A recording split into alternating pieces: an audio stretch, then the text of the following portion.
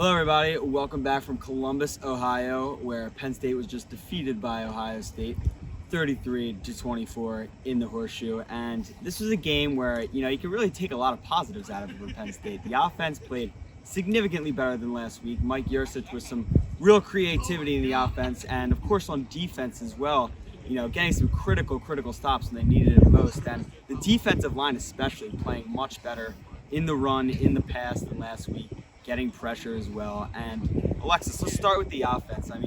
Sean Clifford said he was close to 100% as he could be tonight. The receivers got involved. The running backs looked better.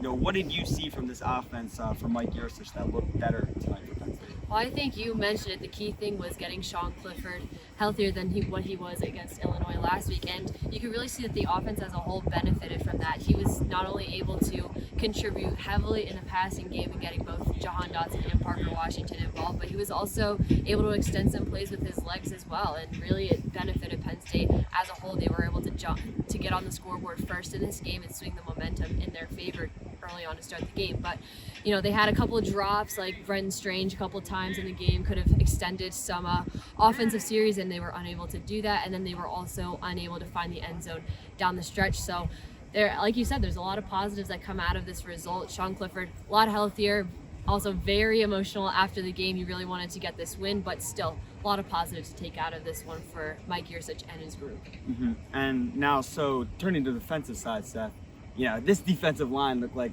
an absolutely transformed unit from last week. Of course, getting absolutely gashed by Illinois at home, but tonight they really kind of held up a little bit and seemed to continue to build off that momentum as the game went on. Talk about that a little bit.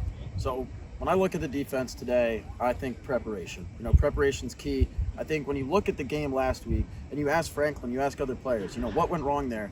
No one's really able to answer that because they're not going to say, oh, we just didn't prepare. No one had their mindsets right. It's kind of obvious to me. You're going into a game against Illinois. It's a team you kind of just expect to defeat, especially on the run, if anything. They didn't do it. They gave up 223 rushing yards to Chase Brown. And you come in against Ohio State, who's consistently the best team in the Big Ten. Your mindsets are, it's going to be hardcore, especially after just losing to Illinois. I think they just prepared their asses off. I'm going to be completely honest.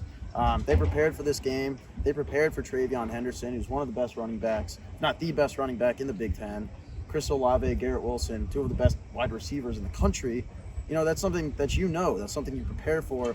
And I think, they came in here and just did a much better job, against a team that they knew was going to be tough. And they did do better. And I think they're starting to get a little more comfortable on that D-line without P.J. Mustipher. And that's definitely something that, it's going to take time as, one of the leaders on the defense and on the team as a whole. So despite the strong effort from the Nittany Lions tonight, they lose their third consecutive game at Ohio State. They'll be back in action next week at Maryland, looking to break that skid. Make sure to follow us all night on social media and our website, Twitter at PSU Footblog and at collegian.psu.edu.